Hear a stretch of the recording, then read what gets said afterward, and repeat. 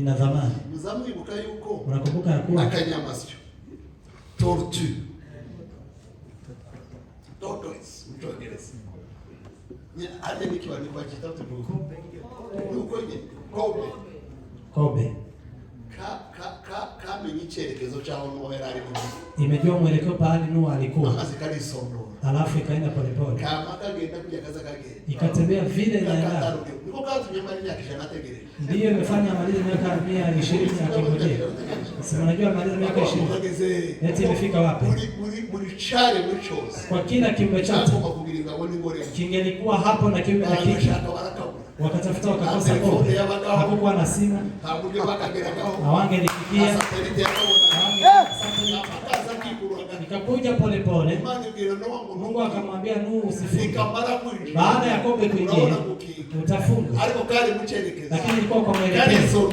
Ikaenda pole pole, biravuze ngo inyama bakizishinze hapo hiyo inyama bakizishinze amenyo n'inyama zahuye bataratapfuna ego uburakari bw'Uwiteka bukongerezwa abantu. Mwumve igitangaza, sikiliza, uhagarara utuze. Nibo basabye inyama, wao ndio wameomba nyama, kandi basabye ngo Imana ibaheze, na wameomba Mungu awape. Imana ni Imana ya Israeli, Mungu ni Mungu wa Israeli, Imana ndiyo yashubije, Mungu ndiye amejibu. Hawagize imbaraga zo kushaka kitu, hakuna yule anaenda kutafuta huwa nyikani. Niba hari kitu kigoye, kama kuna kitu kigumu, ukoni numa zo mutari, ni kuweza kuona huwa za arasiya magari, Imana iraziya magari, Mungu akaziita zikaja zibibiru na zikaweza kuwa zilikuwa nyingi, nukuwa ngo ni kirundo kigera nka zilikuwa ni zimerundikwa muri nzu basoka kila baba wakitoka wanapata zipo tayia ikuruka zina ile ya kuruka zipo. Basabye nyama ngizi, meomba nyama ndio hizi, nono batangira koza, wakaanza kuchoma, wakizishingame walipoiweka mimi Yamana yatanzi, huyo Mungu aliyepeana huo, Yamana yatanzi ndurumu, Mungu aliyezileta, Yamana yazanye kwa Mungu aliyezileta hapo, akawa na hasira. Kwa nini? Kubera yuko basabye nabi, kwa maana wameomba vibaya, basabita ubushake bw'Imana, na akaomba kile ambacho si mapenzi ya Mungu. Wanaenda kuomba lakini itawakula. abatera mugiga, Imana itibatera mu mugiga ikomeye cyane. Walikuwa wanaenda kuzija. Uliza eti wamekula kweli? Iyo sense na ukiomba vibaya usubizwa na unajibiwa vibaya, ingaruka zikakugera, madhara yanakufikia. Ndio baba bishwa babwiye Yesu, ndio maana wanafunzi wakamwambia Yesu, wigishe gusenga, tufundishe kuomba, tutazasengana ili tusiombe tutazasaliza, tusiombe tutazamungu ushake bwa. Imefika kwa watu binafsi, ariko sicho naje kuvuga, lakini si hicho nimekuja kusema. Ariko hicho bili haivuga hali, si hicho Biblia inazungumza hapa, ariko alichi haivuga hali, lakini kuna kile Biblia inasema. Ubundi ikintu kidasanzwe, kitu ambacho si cha kawaida, usomye muri kile gitabo tumaze gusoma cha Zaburi, isoma kwa kitabu hicho ambacho tumesoma cha Zaburi, inyama zari ziryoshe, nyama zilikuwa tamu. Ariko uzikuona inyama indurumutsi n'inuma zivuye mu ijuru, unaona nyama huwa zimetoka mbinguni. Hata ngekuni vadisha. Umeanza tuli mu gitabo cyo Kubarika igice cya 11. Tupo kwa Hesabu 11. Naza kuhake. Nitakuja kufikia. Abantu barasenga, watu wakaomba. Bari barambiwe mana, walikuwa wamechoka mana. Baryaga mana buri munsi, walikuwa wanakula mana kila siku. Kuva mu kwa mbere kugera mu kwa 12 ari mana. Tangu Januari mpaka Disemba ilikuwa mana. Uzi kwa imyaka igera kuri 40. Kama mtu amaliza miaka 40. Mana ikaza, mana anakuja. Ipanze neza, ikiwa imepangwa bagabwiye uwo munsi, bila baje kula siku. Bakabwira ngo ndiagiriye mu wiki. Wanaambiwa msiweke chochote. Kesho itakuja. Basi kiongera ikaza. Alafu inarudi tena. Na mlima yabagamo, hayakuwa na shamba. Stoke bagiraga. Hayakuwa na store. Imana yari yarabibabujije. Mungu alikuwa amewakana. Ariko kubera yuko basenze, lakini kwa sababu wameomba, Imana ikomeza kuzana. Mungu akaendelea kuleta. Oh, haleluya. Inyama zari ziryoshe, nyama zilikuwa tamu, ariko nubwo zari ziryoshe, lakini hata kama zilikuwa tamu, hazamo mugiga, kukakuja na ugonjwa. Kubera iki mugiga? Kwa nini ugonjwa huo? Kubera kwisengesha, kwa sababu ombi lishobora kugira ingaruka, linaweza kuwa na madhara. Iyo mutatize gusenga, mtu asipojifunza kuomba, kugira ngo limubere ryiza, kuliko liwe nzuri kwake, kumuzarira amazi y'igisusu, inaweza kumletea hatari. Haleluya, haleluya, haleluya. Niki chaba? Kipi kimefanyika? Ubundi usomye Zaburi 106, ukisoma Zaburi 106 kuva ku murongo wa 13 kugera ku 15, kuanzia mstari wa 13-15, hari amakuru agenda avugwamo yarasomye. kuna habari ambazo zinazungumziwa alikuwa amesoma. Usomye mu kubara, Lakini ukisoma Hesabu urasanga harimo amakuru menshi. utapata habari nyingi. Ku gice murongo wa 4, mstari wa 4 mu gice cya 11 wa sura ya 14 ukamanuka, unashuka, ndetse ukaba ku sura 3 unatoka ukamanuka, unashuka, urasanga amakuru menshi. utapata habari nyingi. Dore kimwe muzonizeni, Ona mojawapo ya kile nimesoma, igice kidasobanutse muri Bibiliya, chapter ambayo haijaeleweka katika Biblia, izagisobanurwa n'igisobanutse, kinaelezewa na kile ambacho kinasikia. Nusoma muri Bibiliya ndumva, Ukisoma pahali kwa Biblia na usielewe, uzagarikira aho ngaho, usisimamie hapo, uzakomeza usome, bali endelea kusoma. aho udasobanura, Pahali uelewi, haraho uzagera, kuna pahali utafika gusobanurire na aweze kukuelezea. Biblia zisobanurwa na Bibiliya, Biblia inafafanuliwa na Biblia. isengesho ryasobanurwa Ombi n'isengesho. inaelezewa na ombi lingine. Tuzamure data ibiganza, ukomere data amajwi, ubundi isengesho ombi ryarisobanurwa n'isengesho, uelezwa na ombi lingine. rigenzurwa n'isengesho, Mwaka linachunguzwa na ombi lingine. ibyanditswe Maandiko ryarisobanurwa n'ibyanditswe, yanaelezewa na ntabwo ari maandiko. filozofi, Si kuwa na ntabwo ari mawazo, ubwenge, si akili, ntabwo ari ababyize, si wale wamesoma, ahubwo Bibiliya bali Biblia ajya yisobanura, wanga inajieleza n'amasengesho kama maombi. ajya yisobanura. Ukieleza, Iyo watangiye gusenga, ukianza kuomba, ugitangira no kumenya unaanza kuelewa. isengesho Maombi riba ryiga mu ishuri, kama masomo. isengesho Ombi riba ryigishwa na mwarimu, linafunzwa na mwalimu. isengesho Ombi baryiga basenze. Ushaka kwiga gusenga, ukitaka kujifunza utangire gusenga, anza kuomba. nutangira gusenga Ukianza kuomba uzaba wiga gusenga, utakuwa unajifunza. nukomeza gusenga Ukiendelea kuomba uzaba umenya gusenga, utakuwa unajua kuomba. nukomeza gusenga Ukiendelea kuomba uzamenya Imana utaendelea usenga, kujua Mungu. nukomeza gusenga Ukiendelea kuomba uzahura n'Imana mu utaendelea masengesho. kupatana na Mungu. Imana iba mu masengesho, Mungu anakaa kwa maombi isobanura na amasengesho. anaelezea maombi. Imana iba muri Mungu Bibiliya, anakaa katika Biblia isobanura ibyanditswe. na anaeleza maandiko. Komere data amashyi. Numvise natangiye kuzamuka, kandi navuze ko atari byo nkora. Na nilikuwa nimesema sifanyi. Kamvuge ibintu bibiri. Acha niseme haya mambo mawili. Abanyisraeli, Wana Israel, hari impamvu biriya bintu byababayeho. kuna sababu hizi vitu zimewafanyikia. Ibintu bibiri. Mambo mawili. Nongere musaba some Mwombe anasema shaka ikijana 6 murongo wa 13 none abiri ku 15. 106:13 mpaka 15. Mwumve ibintu bibiri. Sikiliza mambo mawili. Hanyuma mbabwira amahame abiri soze gusenga. Alafu niwaambie kanuni mbili. Navuga amahame abiri gusa. Leo nitasema kanuni mbili. Zagenda komezaho. Nitakuja kuendelea. Na 6 murongo wa 13. 106 mstari wa 13. 106 Zaburi umurongo wa 13. Hahise akanya bibagirwa imirimo yakoze, bibagirwa imirimo Imana yari yarakoze, ntibarindira gusohoza imigambi yayo. Bibiliya cyo kiravuga ngo they did not wait for God to fulfill his counsel.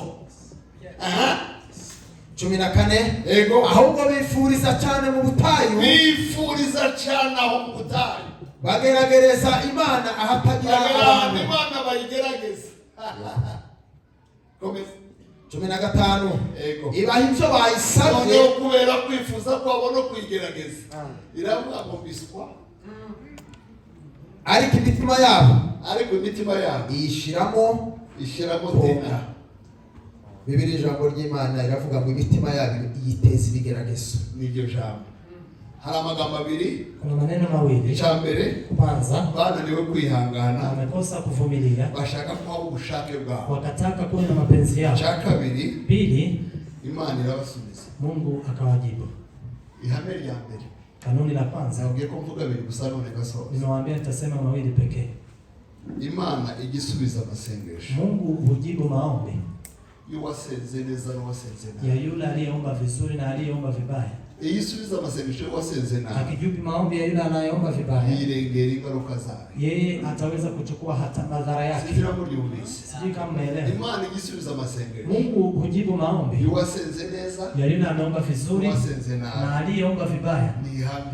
Ni kanuni. Imana yumva amasengesho. Mungu anasikia maombi. Imana isubiza amasengesho. Mungu anajibu maombi. Nabakuzo muzasaba bose mwize. Yale mtaomba mkiamini. Uzaba byiza. Yakiwa mema, uzaba bibi. yakiwa mabaya. Ni hame yuko Imana isubiza amasengesho. Ni kanuni ya kwa Mungu atajibu maombi. Ariko iyo isubiza amasengesho. Lakini akijibu maombi mabaya, yuko yasenga irengera ingaruka. Yule ambaye anaomba ombi hilo atachukua madhara yake. Bivuge mu yandi magambo, tuseme kwa maneno mengine. Iyo usenze nabi, ukiomba vibaya, Imana iragusubiza. Mungu atakujibu. Ukirengera ingaruka. Na utaweza kulipa gharama. Kandi maze kuona. Na nimeshaona. Maze miaka 20 umushumba. Nimemaliza miaka 20 kwa mchungaji. Miaka 25 senga ku buryo buhoraho. Miaka 25 nikiomba kwa amasengesho yacu menshi. Maombi yetu mengi ni mabi. Ni mabaya. Gira mugeze ngo ni mabi. Ambia ndugu yako ni mabaya.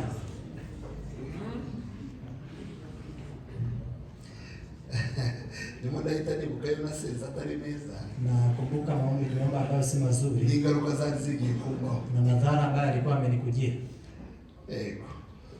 Eka mgeni nk'abajene bari hano. Wacha niwaambie vijana kama wako. Wari wakunda nk'umukobwa. Umewahi kupenda msichana? Kandi wamukunze bitari mwirari. Na umempenda si kwa sababu ya hisia. Wamukunze nguzamushake mu bantu. Umempenda ili muwe pamoja. Ukamusengera. Unamuombea. Ukiyiriza. Unafunga.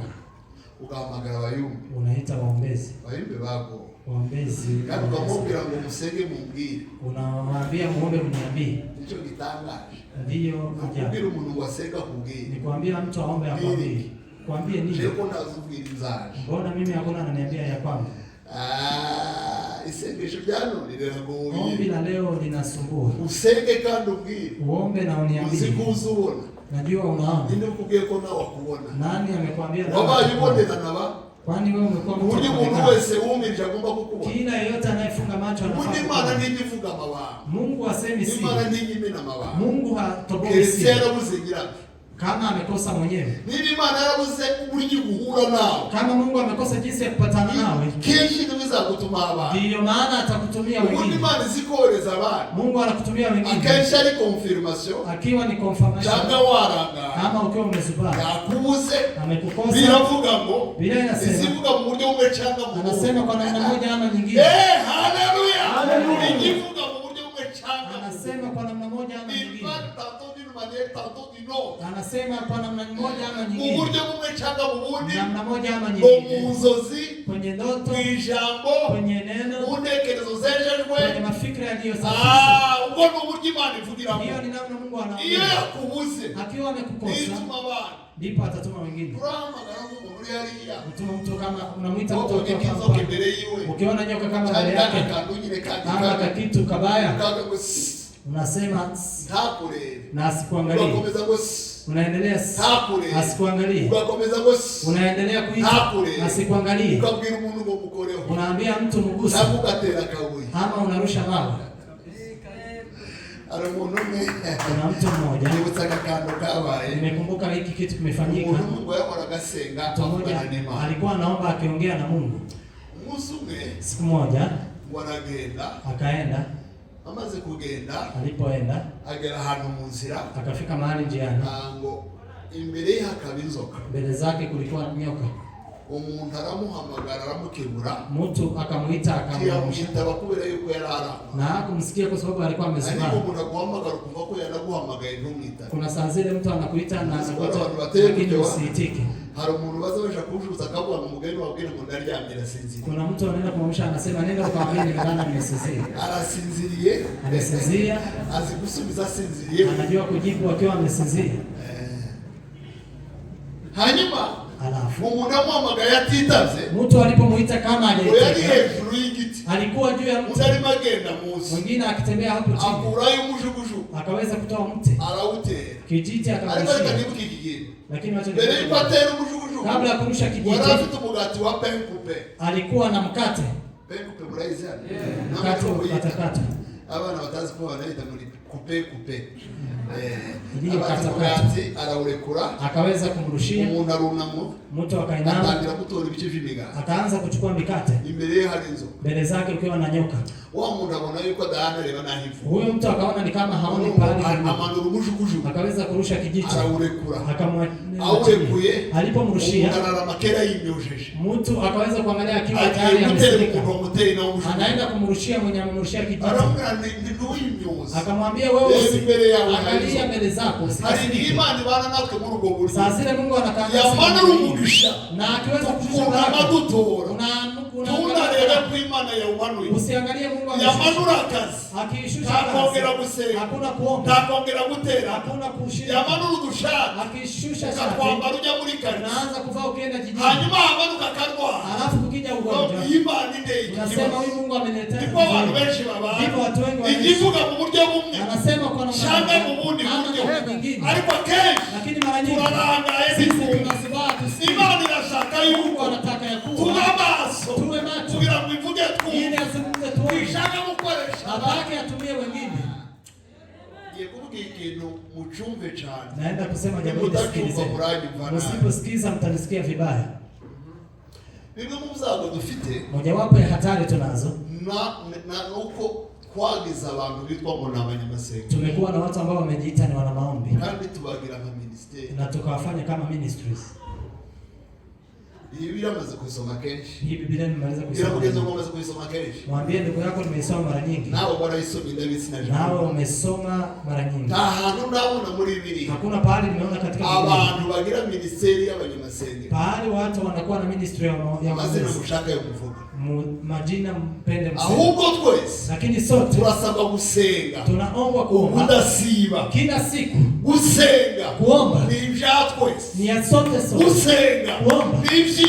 Ni ya kanisa nzima. Gusenga. Kuomba. Si byitsinda runaka. Si na kundi fulani. Gusenga. Kuomba. Si by'abantu bibumbiye hamwe. Si na watu ambao wamejua. Muri Biblia yo. Katika Biblia nzima. Natsinda ry'abantu basenga. Hakuna kundi la waombezi. Ahubwo hari abantu bose basaba gusenga. Bali kuna watu wote wanafanya. Iyo twaje kwiga gusenga. Tukija kusoma Imana ibishaka ngo Mungu anataka. Tuhagarare dusenge. Tusimame tuombe. Tuve mu gusengesha. Tutoke kwa kuombesha. Amen.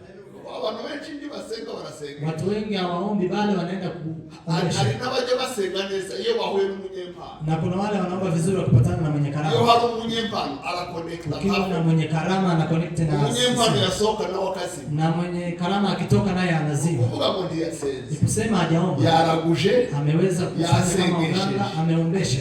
Kandi Biblia idusaba gusengesha. Haituombi kuombesha. Au kila dusaba gusenga. Bali nasema gusenga umudasiba. Omba bila kuomba. Kwa gusenga maana kuomba ni kupumua. Tamudu omuhumeke. Hakuna yule anaweza tamudu okusorera umuka. Hakuna anaweza kutoa.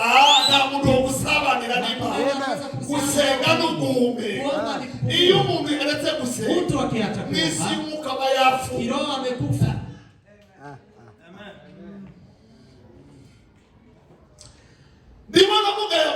Nasema maneno haya.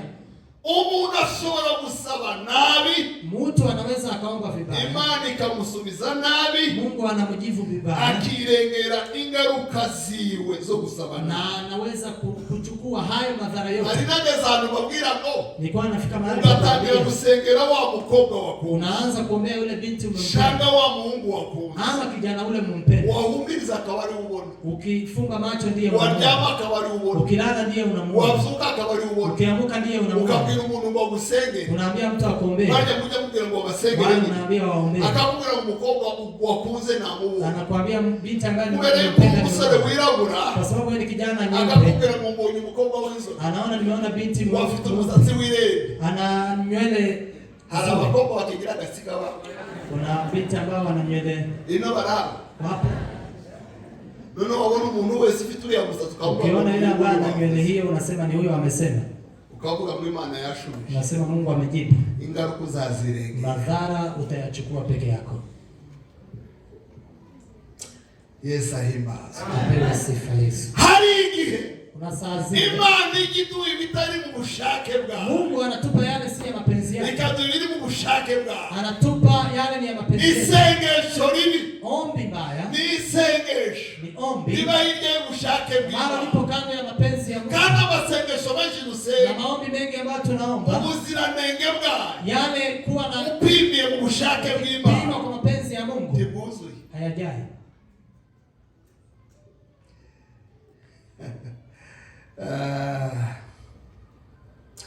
Ndege nama ubuhamya. Tenda nikiwapa ushuhuda. muri 2001 katika mwaka wa 2001 niko kwa mbele nagiye muri Amerika na ningirigarago. Ndio mara ya kwanza nilienda Marekani, nilikuwa bado nilipofika abantu watu kama watatu batandukanye tofauti atazira ambao hawafahamiani. Mmoja alikuwa Kigali, mwingine ali muri Kongo, mwingine alikuwa Kongo, mwingine ali mu Uingereza, mwingine alikuwa Uingereza. Barambira ngo Imana igwaye ibyangombwa, wakasema Mungu amekupa vitambulisho. Bono nuko bigaragaye vile imeonekana, tuva aho ngaho, usitoke hapo. Iyo nje kuba ntarize gusenga, kama sikuwa nimejifunza kuomba. Mbona je nakijwe ndi mukuru? Mimi nimeokoka nikiwa muri kaminuza ni mu wa gatatu. Nikiwa university. Iyo wakijwe uri muri iyo myaka. Ukiwa umeokoka ukiwa miaka hiyo, unajua kile unatafuta. Uraniga na unasoma. Kuja mu bintu watekereje. Unaenda kwa vitu ambazo umefikiria. Ndababwira ngo, nikawaambia, ni Imana yababwiye. Ni Mungu amewaambia. Muibwire naje mbwiye. Mumwambie nami aniambie. Nagomba kumara y'amezi 2. Ningelimaliza miezi 2. Ukwezi babi mbisigaje nk'ivyumweru 4 cyane. Ananiambia nikiwa nimebakisha miezi. Fata kaunda yo gusenga. Kachukua muda wa kuomba. Imana ntiyasubiza. Mungu wako nijibu. Nongera ndasenga. Nikaomba tena. Imana irashiceka. Mungu akanyamaza. Nongera ndasenga. Nikaomba tena. Imana inyereka abanyakirika nube nata. Mungu akanionyesha nikirudi Kanombe. Navuga ngo kubera yuko ubushake bw'Imana ari Kanombe. Nikasema kwa sababu mapenzi ya Mungu ni Kanombe. Nitarudi. Zanibuka uwo Kigali yaje kunteka. Wa Kigali amekuja kunilaka. Arambira muniki kugaruka. Akaniambia nini? Imana yari yavuze ngo mume hari. Na Mungu alikuwa amesema ubaki hapa. Akesh. Mara nyingi Imana ndizivuga. Mungu haongei. Imana Mungu ndizivuga. Mungu haongei. Ahubwo irari ryacu riravuga. Bali tamaa yetu inaongea. Biramugeze ngo irari ryacu riravuga. Ambia ndugu yako tamaa yetu inaongea. Iyo nakubwira uwe irari ryawe. Mungu akikwambia yanayoambatana na tamaa yako. Uyo muhanuzi wanje ngwinwe neme. Huyu ndiye nabii yangu, ndiye naitika. Abeshi nabakubwirije nyine ryawe. Wengi ni wale wamekwambia yanayoambatana na tamaa yako. Wakugiye kugenda muri Amerika bizati. Aliyekwambia kwenda Marekani itakaa. Uzamubwira no kumureba. Hata hutamwangalia. Umuve uri he munyakinyoma. Unasema huyu ni mwenye uongo. Nyamara hapo. Lakini hapa kuweza kushake bw'Imana. Anaweza akawa pazuri kwa mapenzi. Ushari utekereze. Kuliko pale mnapofikiria. Oh, haleluya. Haleluya. Umugisha wacu. Baraka zetu. Tuba Amerika. Haukai Marekani. Umugisha wacu. Baraka zetu. Tuba Canada. Haukai Canada. Umugisha wacu. Baraka zetu. Tuba muri Australia. Haukai Australia. Umugisha wacu. Baraka zetu. Kwa mubushake bw'Imana. Kwa mapenzi. Ndiyo mambo Yesu yigisha abantu gusenga. Maana Yesu akawafunza. Yonge muri gusenga. Akawaambia mkiomba. Uje muvuga ngo. Semeni. Uzushaka. Mapenzi yako. Arivyo biba mwijuru. Yakae mbinguni. Uko biba mwisi. Kama jinsi yanakaa duniani. Uzushaka. Mapenzi yako. Bibe mwisi. Yakae ulimwengu. Uko biba mwijuru. Kama anaokaa mbinguni. Muyandi magambo. Maneno mengine. Ubushake bwawe. Mapenzi yako. Aribwo buba. Yawe ndiyo yawe. Icuro nishi dusenga na. Mara nyingi tunaomba. Ni ubushake bwawe. Ni mapenzi yetu.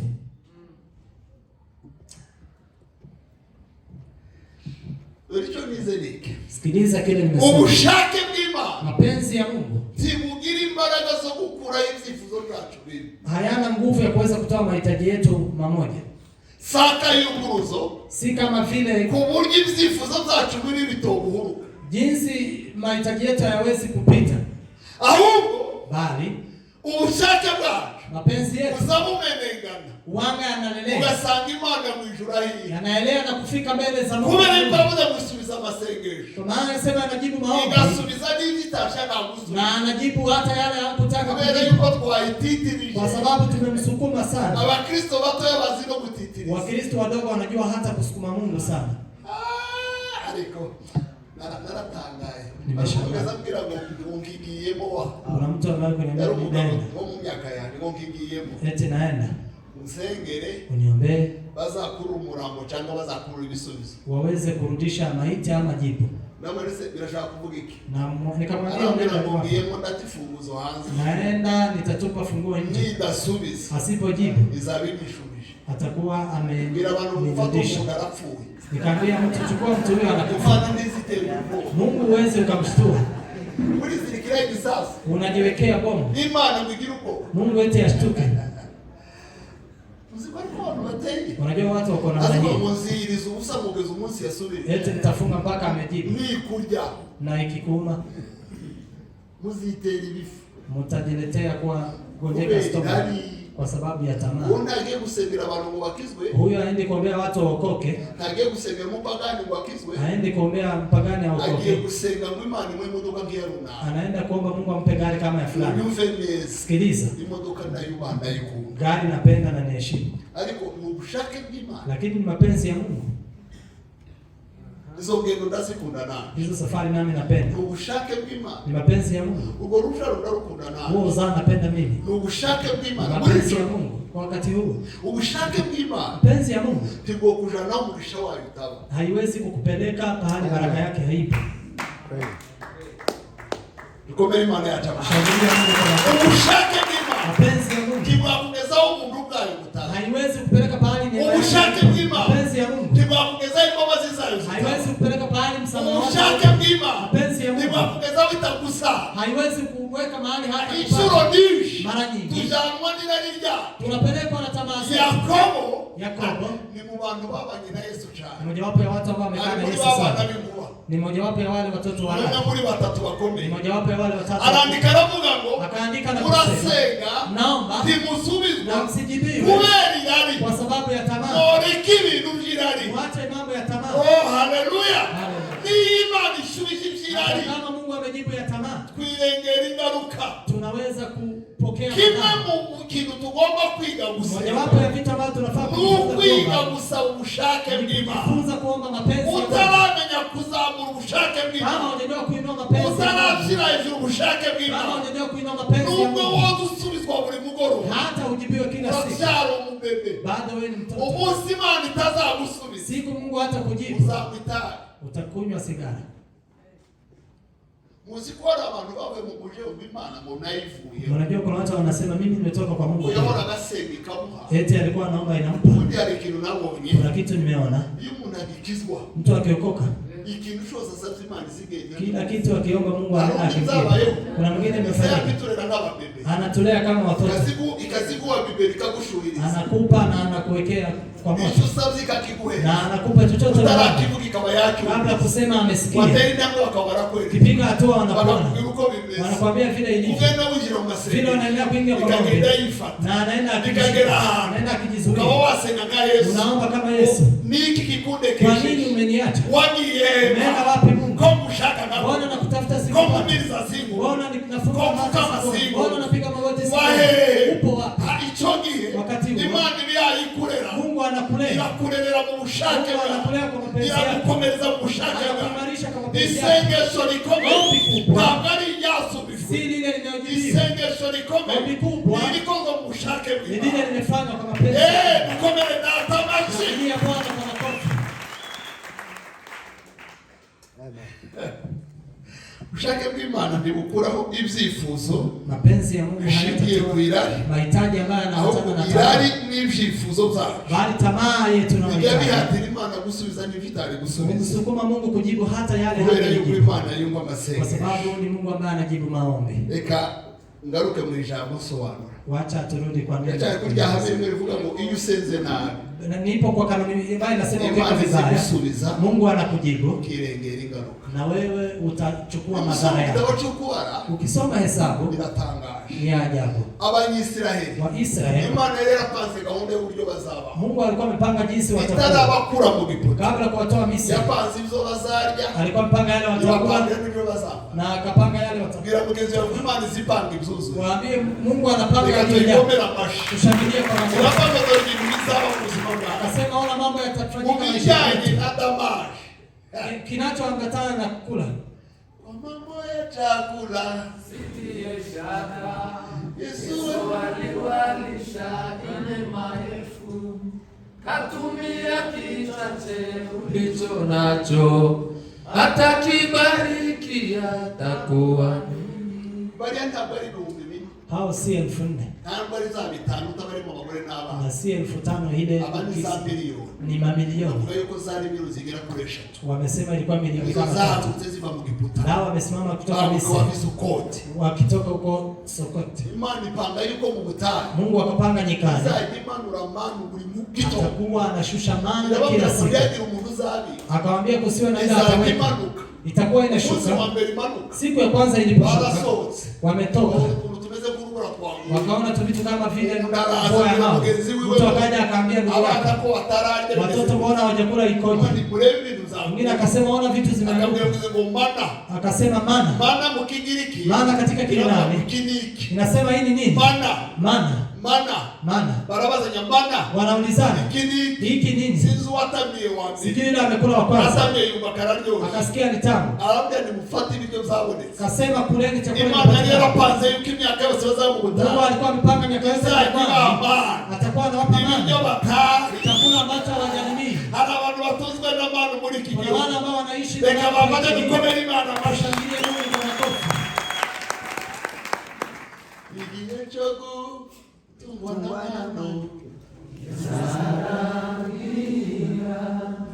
Zishira muri kanani yanje mazeduke.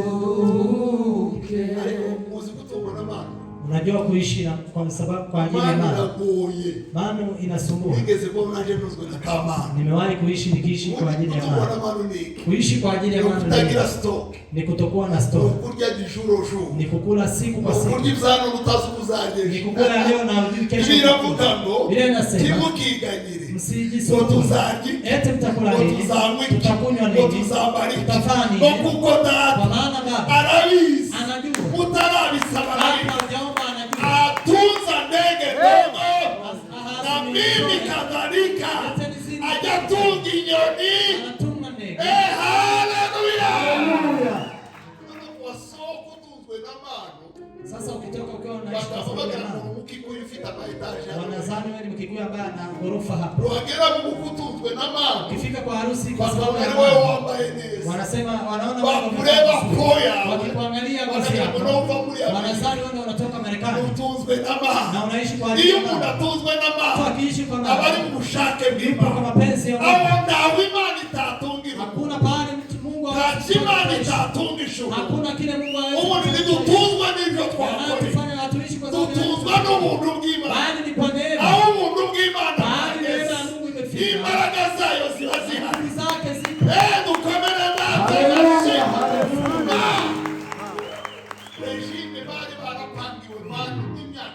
Ile chakula ambayo walikuwa wamepangiwa kukula kwa miaka yote wamesamaliza. Mpaka siku waone ile chakula ya ambia na wewe Mungu kuna yale amekupangia. Si ni jangwa. Na haijafunikwa kwa watu wengi. Pili. Alikuwa amewapangia mavazi. Mavazi yenye hayatachaka. Mtu anakomaa kwa vazi. Ndiyo mara ya kwanza. Kumeanza ile mavazi ya elastic. Kuna trouser ambazo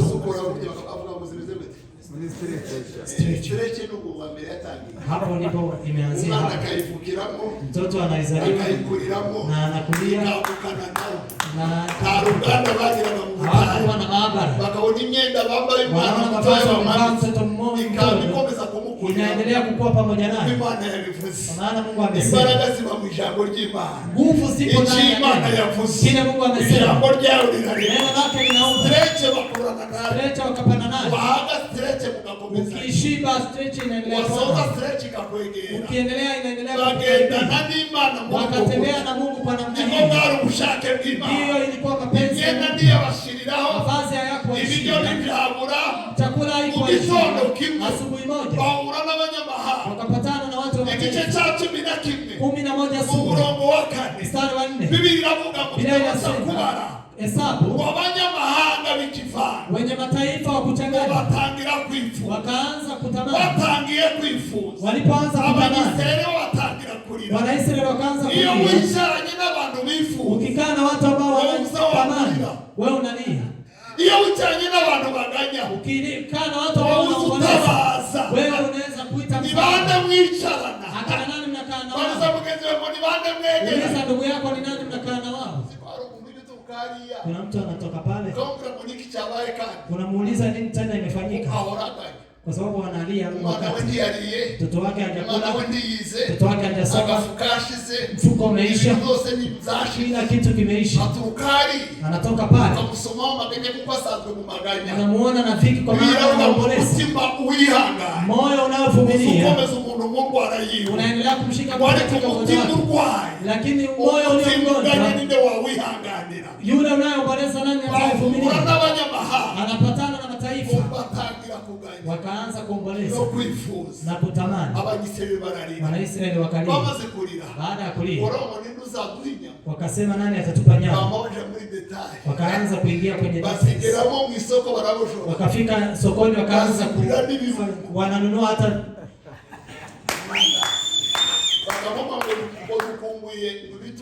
wanasema tumemisi vitunguu za matawi pamoja na vitunguu saumu. Dukumbuye n'amanegede na hata tumemisi hapa. Bavuga ibintu byose wakasema vitu zote ambazo wamemisi. Ariko cyane dukumbuye inyama. Lakini sana nyama. Baravuga ngo inyama. Mose yagera mu ihema. Musa akifika kwenye hema, anapata mtoto na wazazi. Nyama tu. Yagera muri ihema. Akifika kwa imani. Amarira ni nyama. Nyama tu. Yagera muri ihema. Akifika kwa imani. Amarira ni nyama. Nyama. Arahumuri. Na akaweza kusikia akaambia Mungu, hii taifa sitanyice bali ni uwe, lakini ukawape yale yeye anasema Mungu yaragiye Mose alikuwa ameambia Musa, yale utaomba nitakupa. Haleluya! Kile utaomba nitakupa. Yali Imana ya Israeli, alikuwa ni Mungu wa Israeli, yali data, alikuwa baba, walikuwa watoto.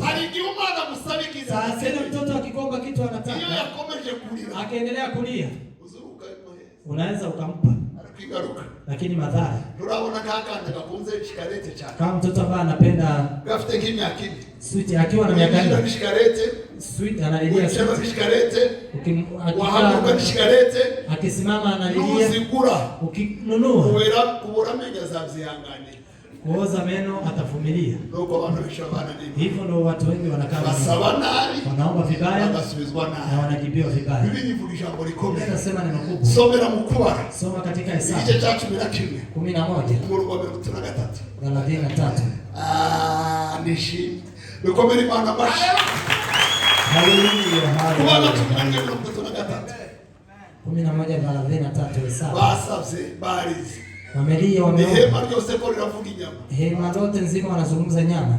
Kubara 11:33.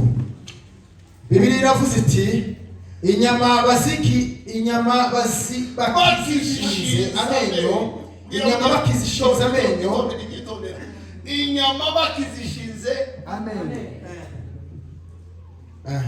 Simbabwiye naratibe z'uburyo zaje. Ubudurumutsi zaje ziraza. Sigewaambia vile nyama hizo zimekuja. Ariko mbabwiye makuru bamaze kuzishinga amenyo. Baada ya kuziweka kwenye meno. Buri rugo rwose rwokeje rwahishe. Kila boma likiwa limechoma zimefika mu kile giumuziki kidogo za mchomanisha. Walikuwa kama nchi hiyo ambayo najua inakaa. Biravuze ngo inyama bakizishinze hapo. Hiyo inyama bakizishinze amenyo. Ni inyama zahuye. Bataratapfuna ego uburakari bw'Uwiteka bukongerezwa abantu. Mwumve igitangaza. Sikiliza, uhagarara utuze. Nibo basavye inyama. Wao ndio wameomba nyama. Kandi basavye ngo Imana ibaheze. Na wameomba Mungu awape. Imana ni Imana ya Israeli. Mungu ni Mungu wa Israeli. Imana ndiyo yashughuli. Mungu ndiye amejibu. Hawagize imbaraga zo kushaka kitu. Hakuna yule anaenda kutafuta huwa nyikani. Ibari kitu kigoye. Kama kuna kitu kigumu. Ukoni numa zo mutara. Ni kuweza kuona huwa za Arasia magari Imana irasia magari. Mungu akaziita. Zikaja. Sibibiru. Na zikaweza zilikuwa nyingi. Nukuwa ngoni kirundo kigera nka. Zilikuwa ni zimerundikwa kwa. Uri nzu basoka bagasema. Kila baba wakitoka wanapata zipo. Taya ikuruka za. Zina ile ya kuruka zipo. Masabzi nyama mbisi. Meomba nyama ndio hizi. Nono batangira koza. Wakaanza kuchoma. Wakizishinga me. Walipoiweka mbele. Yamana ya tanzi. Huyo Mungu aliyepeana huo. Yamana ya tanzi durumu. Mungu aliyezileta. Yamana ya zanyi mwa. Mungu aliyezileta hapo. akawa na hasira. Kwa nini? Kwa maana wameomba vibaya. Na wakaomba kile ambacho si mapenzi ya Mungu. Wanaenda kuomba lakini itawakula. abatera mugiga. Imani itibatera mu mugiga ikomeye cyane. Walikuwa wanaenda kula. Uliza eti wamekula kweli?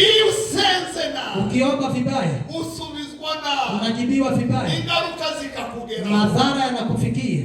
Ndio baba bishwa babye Yesu. Ndio maana wanafunzi wakamwambia Yesu, tufundishe gusenga, tufundishe kuomba, tutazasengana ili tusiombe, tutazasaliza, tusiombe, tutazamu ubushake bwa, tusiseme mapenzi, tugiru ubushake bwa, tuambie mapenzi ya Mose yigeze gusenga. Musa ni waiko, aravuga ngoma, akasema Baba, kiziraza, nionyeshe njia zako. Gusenga kwa kuomba. Hii ni kanuni ya pili. Icherekezo, mwelekeo kirarusha umuvuduko w'agaciro, ni zaidi ya ule speed dhamani. Icherekezo, mwelekeo, kumenya icherekezo, kujua mwelekeo bigira agaciro kuruta umuvuduko dukoresha. Ipo na dhamani sana kuliko ile speed tunayotumia. Yemera dukomere Imana amashi.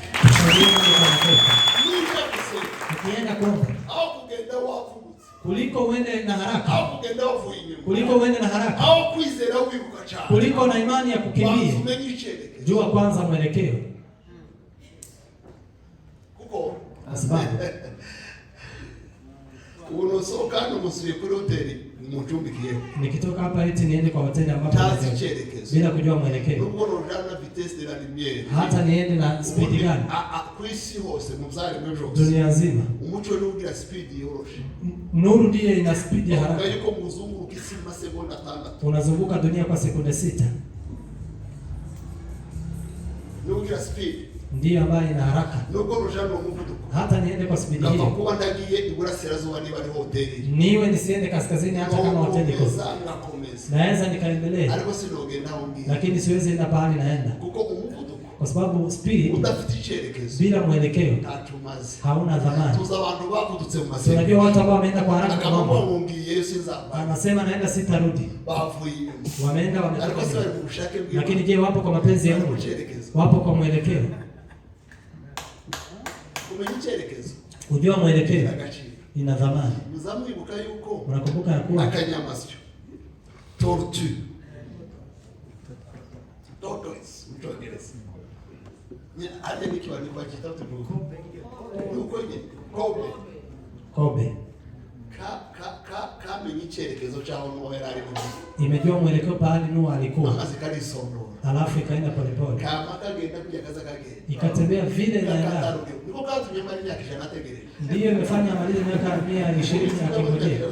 Sema unajua maliza miaka 20 eti imefika wapi? Muri chale mchos, kwa kila kiumbe chote kingelikuwa hapo na kiumbe na kike, wakatafuta wakakosa kwa, hakukuwa na simu, hawangelifikia. Ikakuja polepole, Mungu akamwambia Nuhu usifunge. Baada ya kobe kuingia utafunga, lakini ilikuwa kwa mwelekeo.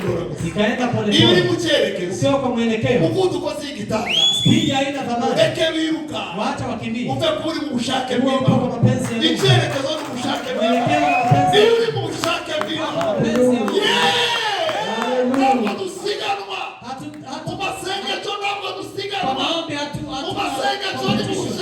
wa mapenzi ya Mungu. Kuna wale wameenda, kuna wale hawajaenda. Kama upo kwa mwelekeo, kama kuna kile Mungu amesema,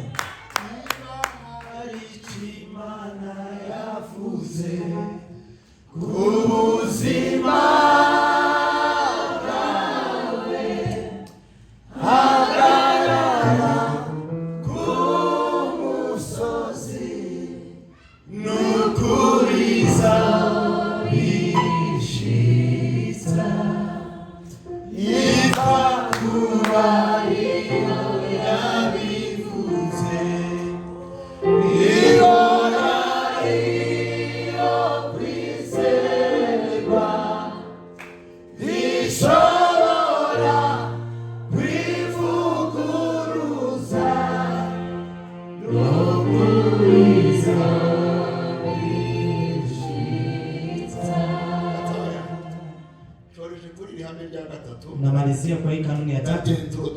Na nitaenda kwa introduction pekee yake. Nitaendelea hapo kesho. Tafuta watu 5 wakuje hapa. Alafu ndio tuweze kuzungumza hiyo kanuni ya 5. Katika maombi kumenya ikiri mu mutima w'Imana, kujua kile kipo kwenye moyo wa Mungu. Kwa maombi kumenya ikiri mu mutima w'Imana, kujua kile kipo kwenye moyo wa Mungu, ndio bangaje gusenga neza, ndio siri ya kuomba vizuri. Haracabura wa 5, bado mtu wa 5. Katika maombi kumenya ikiri mu mutima w'Imana, kujua kile kipo kwa moyo wa Mungu. Muri Baba yetu uliye mbinguni, katika ombi la Baba yetu uliye mbinguni, nitarudi hapo Ijumaa ama Jumamosi. Kitu kikubwa, kitu kikubwa. Si ombi la Yesu. Nirudie. Sijachanganyikiwa. Hilo si ombi la Yesu. Ile ni template. Template mraizi. Before ni kama form. Ni form. Wenda gaje apate kwa petition. Ningo kubwezi kitu kitari mikindu ugenda uzuzamo. Ni kama ukupa kitu ambacho hakijajazwa unaenda ukijaza. Mbona unaanza na passport? Naona watu ambao wana passport. Changa babinje kugiru kubagie kusaba maviza nibi. Ama wanaingia kwa nchi wakiomba visa. Sasa kama kugenda uzamo. Wanakupa karatasi unaenda ukijaza. Sasa mundu pata mtu afatisha kuri anaweza kuchukua kindi ama kingine kana repeta form na anarudia form. Lakini hamna. Zabi garuka. Nitarudia. Wewe hapa hano. Simama hapo. Wewe maho. Baki hapo. Wewe mbino hano. Wewe nao hano.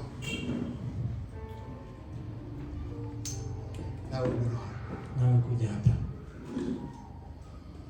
Navuze ngo isengesho nyaryo. Nimesema ombi la kweli litangira mu mutima w'Imana. Linaanzia kwenye moyo wa Mungu. Iyo wamenye ko litangira mu mutima w'Imana. Ukijua linaanzia kwenye moyo wa Mungu. Ligasorezwa mu mutima w'Imana. Na kuishia katika moyo wa Mungu. Waweze gusenga. Umejifunza kuomba. Kumenya gusenga. Kujua kuomba. No kumenya isengesho litangira na kusoreza. Ni kujua pale ombi linaanzia na pale linaishia. Niyo Baba yetu uliye mbinguni zaibaki. Ndiye Baba yetu uliye mbinguni nitawaambia. Ahani umutima w'Imana. Hapa ni kwenye moyo wa Mungu. Abanyamasengesho nyabo. Wana maombi wale wa kweli. Bize gusenga. Ambao wamejifunza kuomba. Bamenya ikiri umutima w'Imana. Wanajua kile ambacho kipo moyoni mwa Mungu. Niki kiri umutima w'Imana. Ni kipi kipo kwenye moyo wa Mungu. Nilichoshaka nami umibaraka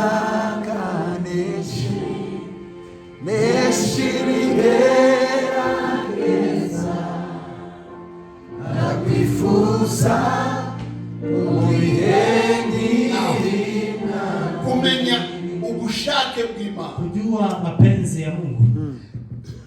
Ubushake bw'Imana. Mapenzi ya Mungu. Kama mundu muri twebwe ubumenyi. Hakuna mtu kati yetu ambaye anaweza akajua. Hamna. Niba ari ikintu kigoye. Kama kuna kitu kigumu. Ni kumenya ubushake bw'Imana. Ni kujua mapenzi ya Mungu. Yanigisha maseminari. Wama nafunza seminari. Bakambwira ngo ni gute umuntu yomenya ubushake bw'Imana. Na wananiuliza je, ni jinsi gani mtu anaweza kujua mapenzi ya Mungu? Iyo wakunze deja kumukobwa. Saa zile umependa kama ushake kimenyezi. Ukitafuta kama ishara. Kwa mutekereje cyane. Maana vile umemfikiria sana. Ujamani uzaro. Ukilala ndiyo utalota. Wewe ukunda Amerika. Kwa maana unapenda Marekani. Unukirota ruguru. Wote juu. Ugeze muri Amerika. Umefika Marekani. Ngonana nahageze. Mtu anakuambia eti nimeshafika najua vile. Naota kila siku. Kwa sababu unafikiria huko. Mtu anaota vitu vitatu. Kwanza azarota makuru y'ivyo yabonye akiri muto. Anaota habari za vile ameona akiwa mchanga. Ndio maana wengi mnaota bahari umetoka. Anaota vitu ambazo zinamwogopesha. Ndio maana unaota wakikukimbiza ukienda. Wanasema ni wachawi. Wachawi hawezi kosa kupiga. Si ajabu wanaweza wakakupiga. Lakini hatuweza kukaa na wao kwa mafikira tukiwa na Yesu. 3 umuntu akarota imishinga yiwe n'ibyo atekereza. Mtu anaota project zake. Ibyo utekereza yale unafikiria bitandukanye n'ibyo Imana ishaka. Ni tofauti na yale kuyatofautisha na yale mapenzi ya Mungu. Tuwamenye ubushake bw'Imana. Huwezi jua mapenzi ya Mungu. Kugira ngo umenye ubushake bw'Imana. Ili ujue mapenzi ya Mungu. Ukeneye umwuka w'Imana. Unahitaji roho wa Mungu. Uyu ni umwuka w'Imana. Huyu ni roho wa Mungu. Anatufunulia. Azatuishuhudia. Habari za maneno. Ni uzuja umutima w'Imana. Ndiye anaenda akamenya iby'Imana na anajua mapenzi ya Mungu. Uyu ni maneko wako. Huyu ndiye kama mchungaji. Iyo wasengesha Mungu. Ukiombana roho. Iyo mambo birivuga. Maana Biblia inasema wasengesha Mungu. Omba kwa roho. Iyo wasengesha Mungu. Ukiomba kwa roho. Ntabwo ari ibyifuzo byawe. Si mahitaji yako. Ntabwo ari amagambo yawe. Si maneno yako. Uyu mwuka w'Imana. Roho wa Mungu. Agenda mu mutima w'Imana. Anafika kwa moyo wa Mungu. Agata. Na anaweza kuchunguza. Yamara gutata. Baada ya kuchunguza. Akaguha amagambo. Anakupa maneno. Uyu ni wewe noneho. Huyu ni wewe sasa. Yageze mu Mana. Anafika ndani ya Mungu. Azanye amakuru. Ameleta habari. Abana nawe. Akakaa na sisi. Azabana nawe. Atakaa na wewe. Azababwira n'ibyo ndababwira. Atawaambia na yale sijawaambia. Azababwira ibiri mu mutima w'Imana. Atawaambia yale hapo kwenye moyo iyo wako. amaze kukubwira. Baada ya kukuambia. Usenga. Unaomba. Ibitari mu irari ryawe. Yasiyo kwa ibitari mu byifuzo byawe. Yasiyo kwa mawazo yako. Ugasenga. Unaomba. Ibiri mu mutima w'Imana. Yaliyo kwa moyo wa Mungu. Uzabireba. Angalia. Nukomeza gusenga. Ukiendelea kuomba. Ibyifuzo byawe uzabyibagirwa. Mahitaji yako utasahau. Uzatangira wasengeye umuganda. Utaanza kuombea. Ukomeza usengera visi. Uendelee kuombea visi. Mu minota 30 ukomeje Kwa gusenga. dakika 30 ukiendelea kuomba. Uzasanga wagiye gusengera abashinwa. Utapata umeenda kuombea na China. Ubutumwa bwiza. Ukitangaza injili. Wayivuga Imana. Ukisema Mungu. Wageze mu bwami bw'Imana. Wageze mu bitangaza n'ibimenyetso. Wagomba bizagenda n'abizera. Iyo watangiye gusenga. Ukianza kuomba sana. Uriyibagirwa. Unajisahau. Uyu akakwibutsa ibiri umutima Mungu w'Imana. anakukumbusha aliyo katika. Haleluya. Uyu ni wowe wayisenga. Huyu ni wewe ukiomba. Uravuga ibiri umutima w'Imana. Unasema aliyo kwa moyo wa Mungu. Wahawe n'umwuka w'Imana. Uliyopewa na roho wa Mungu. Iyo utangiye gusenga. Ukianza kuomba hivyo. Usenga mu izina ryayo. Unaanza kuomba kwa jina la nani? Izina rya Yesu. Kwa jina la Yesu. Ibyo muzasaba mu izina. Yale mtaomba kwa jina la Baba. Ubundi mara nyingi kitu kisha abakristo. Ona kile kimeoa Kristo. Kibazi gusenga mu izina rya Yesu. Kuomba kwa jina la Yesu. Wasenga mu izina ry'Imana. Wanaomba kwa jina la Baba. Ariko Imana yaravuze ngo. Lakini Mungu akasema. Ikoresheje Yesu. Akitumia Yesu. Ibyo muzasaba byose. Yale mtaomba yote. Izina rya. Katika jina langu. Bila mugenzi wawe. Wanikanga usaba mu izina rya Yesu. Mara ngapi unaomba katika jina la Yesu? Iyo wasenze mu izina rya Yesu. Ukiomba katika jina la Yesu. Yesu na Baba. Yesu na Baba. Imana isibona umwana wawe. Mungu anaona mwanawe. Iyo yabonye umwana wawe. Akiona mwanawe. Izisubiza. Anajibu. Iyo wasenze mu izina rya Yesu. Ukiomba katika jina la Yesu. Ushima Data. Unashukuru Baba. Tangire umutima w'Imana. Unaanzia katika moyo wa Mungu. Irangiye Data ni wawe ucyuba. Baba ndiye anapewa sifa. Iyi sengesho. Hilo ombi. Iyo wamenye iryo banga. Ukijua siri hiyo. Si umwanya munini. Si muda mrefu. Iyo wamenye iryo banga. Ukijua siri hiyo. Si igihutindayo. Si wakati. Iyo wamenye iryo banga. Ukijua siri si hiyo. umuvuduko. Si icyerekezo. ni mwelekeo. Gusenga. Kuomba. Icyerekezo. Mwelekeo. Ukomere Data macho. Shangilia Bwana kwa makofi. Amen. Zakomeze nesho. Tutaendelea hapo kesho. Maburuka tusenge. Simameni tuombe. Anakime. Kimunabia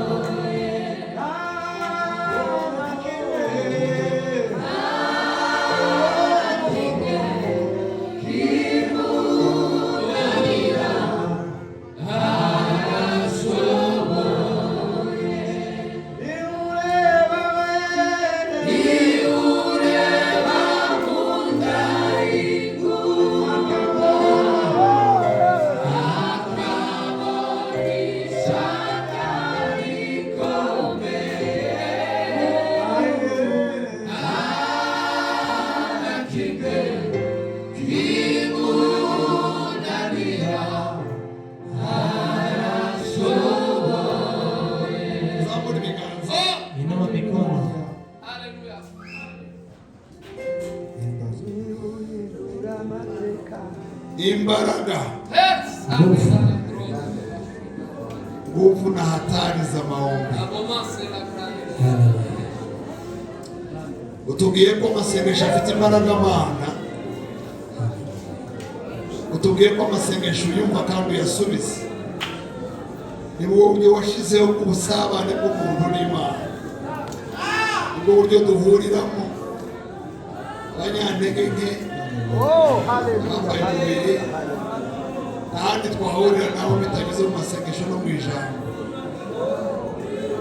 Uyu mugoroba twazamuye ibiganza, twese tuzamura ibiganza. Buri muntu wese agiye gusenga azamura ibiganza. Umugoroba mpamvu tugendereye, turashaka kumva ijwi ryawe rivuga, turashaka kumva amateka y'induka y'abantu.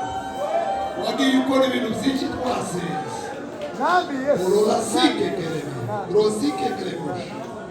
Uri Imana yumva, uri Imana isubiza.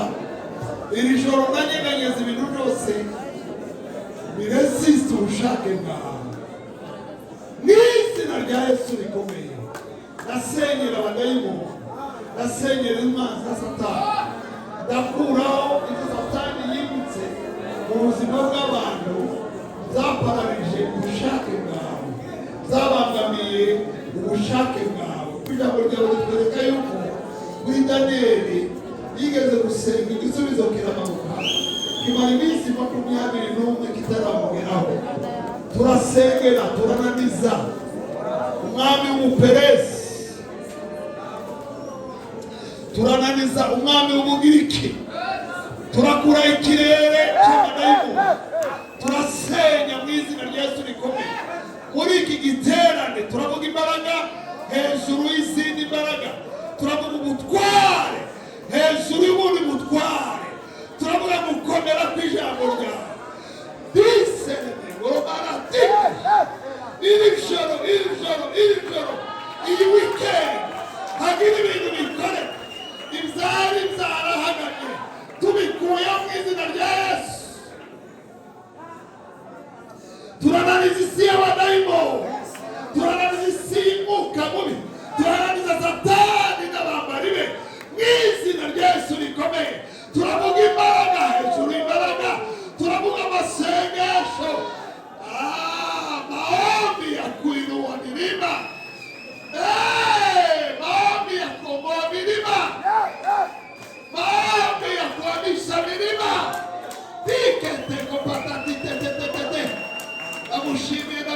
Nagushimiye ikirere cyiza cyamanutse. Ubwami bw'Imana turabwumva, umwuka w'Imana turabubona, imbaraga zawe.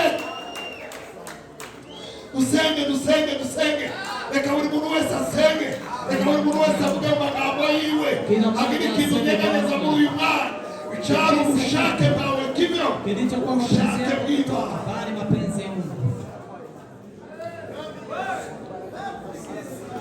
Turimo turasenga.